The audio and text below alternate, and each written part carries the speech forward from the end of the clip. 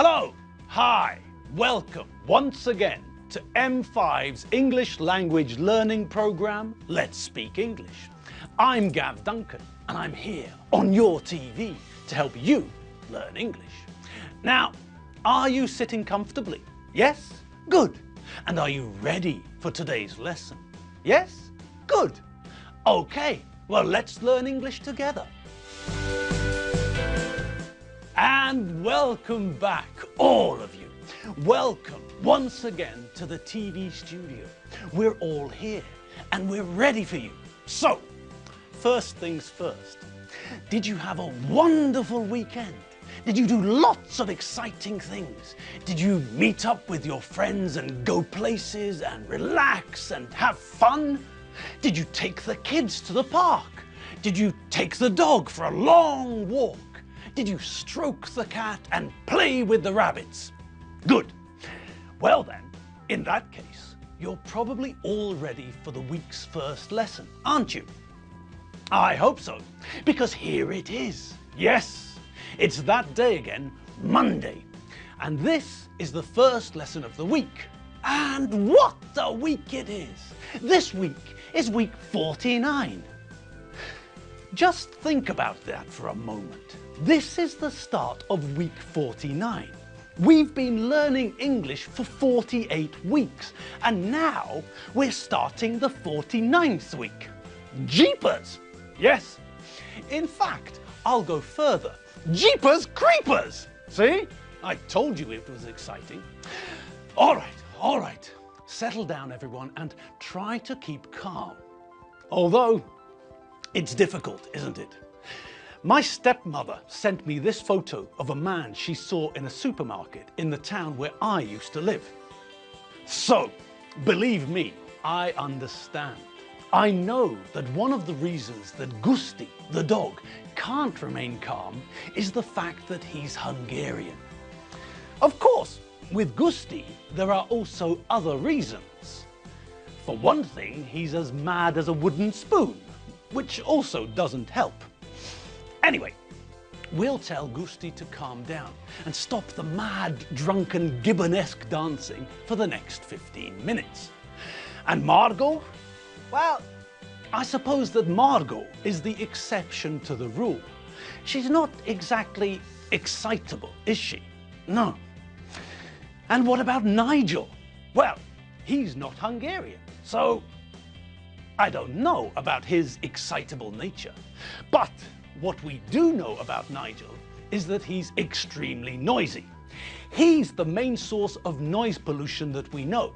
So, Nigel, once again, I'm going to ask you to keep the noise down just for the next quarter of an hour.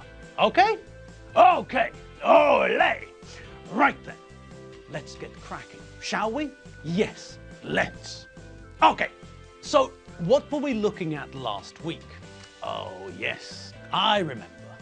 Last week, we were looking at how we say that we agree with what people said, using the so plus auxiliary verb plus subject form, weren't we? That's right. We looked at where we had to be careful, didn't we? We learned that when the first sentence is in the present simple, we use the verb do, properly conjugated in the so plus auxiliary verb plus subject form. That means that we either use do or does. We use do if we're talking about the first person singular, I, the second person singular, you, or any of the plural subject forms. If we're talking about the third person singular, then we remember that the verb to do changes to does, so we use does when we're talking about he, she, or it. Damien likes tea, so do I. Greg drinks coffee every day, so do you. They eat pizza every Friday evening, so does Michael. They run up Gellert Hill every Saturday morning, so does Gobby. If the sentence uses the present simple form of the verb to be, then in the agreeing part, we use the correct form of the verb to be in the present simple. Am for the first person singular, are for the second person singular and the plural subjects, and is for the third person singular. Alfredo's at work. So am I. Mary's at home. So are you. Lizzie's at school. So is my sister. John's at football practice. So is my neighbour's son. Our friends are late. So are ours. If the sentence uses the present continuous, then we use the correct form of the auxiliary verb we use to make the present continuous. And which auxiliary verb do we use to help make the present continuous? Yes, that's right. To make the present continuous tense, we need the help of the verb to be. So, that means that we have to choose between am, is, and are. I'm playing tennis tomorrow. So am I. I'm meeting Enid and Archibald this evening. So are we. We're playing football on Saturday. So are you. I'm listening to my mother. So is my sister. If the verb in the first sentence is in the past simple, then we use the past simple form of the verb to do when we make the so plus auxiliary verb plus subject form. And the great thing is that we use did for all subjects. It doesn't matter if the subject is singular or plural or which person it is, they're all did. I went to the cinema last night. So did I. They drove to Schielfok at the weekend. So did my parents. I ate 16 boiled eggs for breakfast this morning. So did my brother. Okay, so what if the original sentence is in the past simple form of the verb to be?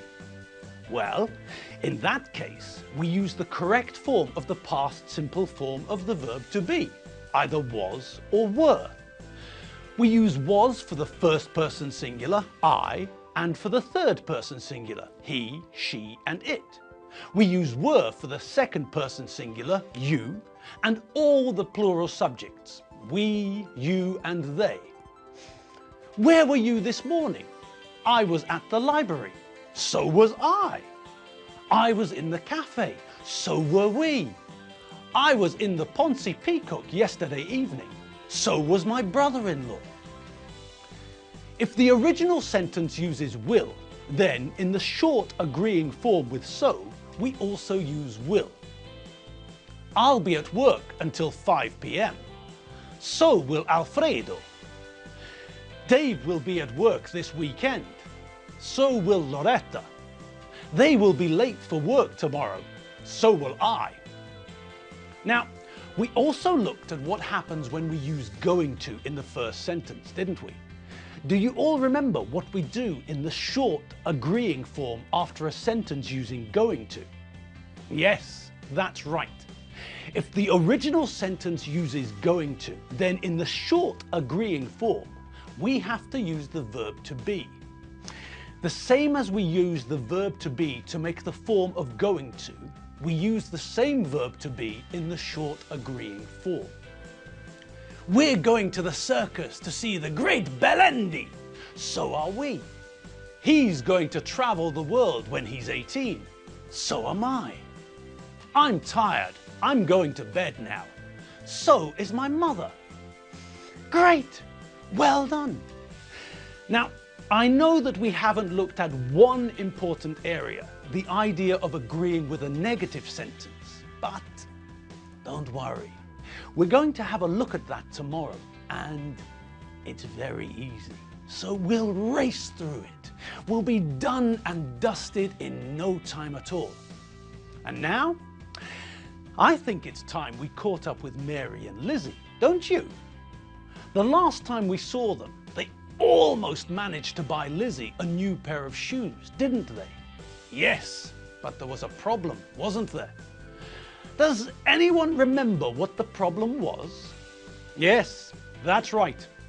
Mary wanted to pay for the shoes, but the shop assistant told her that they don't accept credit cards. So, Mary looked in her purse to see how much money she had. Unfortunately, she only had £27 on her, and the shoes cost £34.50. That means that Mary didn't have enough money.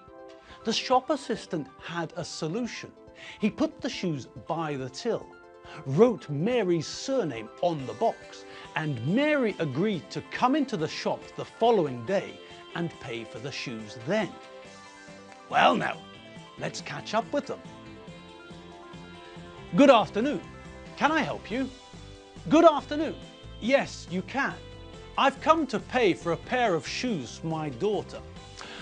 Okay, let me see. Is your name Mrs. Benchfield? Yes, that's me. Ah, well, in that case, here you are, Mrs. Benchfield. My colleague left me a note telling me that you'd be coming in sometime today. He left the shoes by the till. Here they are. Thank you very much. Is it okay if we check that they're the right pair? Of course. Here, let me help you open the box. Are these the shoes you wanted? Yes, those are the shoes, the blue ones. Well then, Lizzie, you hold the box and I'll pay for the shoes. Would you like a bag to carry the shoes in? Yes, please. Here you are. Thanks. That'll be £34.50, please. Here you are, £40. Okay, and here's your change, £5.50. I'll put the receipt in the bag. Please keep the receipt. If there's a problem with the shoes, we can only return your money or give you a new pair of shoes if you can show proof of purchase. Okay, we will. Thank you for your help. Not at all. I'm glad I was able to help. Goodbye. Goodbye. Lizzie, say goodbye. Bye. Well, all's well that ends well, eh? Lizzie finally got her new blue shoes. I bet she's happy now. Now, let's just quickly run through some of the vocabulary in that conversation, shall we? Well, the first thing we need to look at is the till. The till is another word for cash register. It's the machine where we pay for things in shops. When we want to buy something, we go to the till to pay. The person who works at the till is called a cashier. You give this person the money and they put the money into the till. When you buy something, the till automatically prints a receipt. This is just a small piece of paper, but it's a very important piece of paper. This is proof of purchase. This shows that you bought something. So, if there's a problem with the thing you bought, you can go back to the shop and ask for a refund. Ask for your money back. When you go into a shop to ask for a refund, the first thing the shop assistant asks you is, have you got your receipt? If you don't have your receipt, then the shop assistant won't give you your money back. So always hang on to your receipt.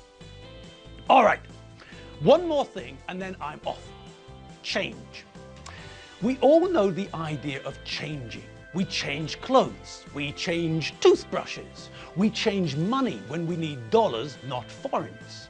But when we buy something, anything, we often don't have the exact money. We don't have the exact change. So when we pay for something, we give the shop assistant or waiter or cashier more money and they give us back our change. Our change is the difference in money between how much we give and how much a thing costs. If I want to buy a pen drive, for example, the pen drive costs 4,568 forints. I give the cashier 5,000 forints and then the cashier gives me my change. My change is the difference between the price of the pen drive and the amount of money I gave them. 432 forints. I get my change and then I leave with my receipt. Great! And that's it for today. Yes, we're out of time once again. So relax and have fun. Have a cool, refreshing drink and I'll see you all tomorrow. Don't forget, if you need more English, www.m5tv.hu. Right, have fun, enjoy yourselves, and I'll see you all tomorrow. See you later. Bye.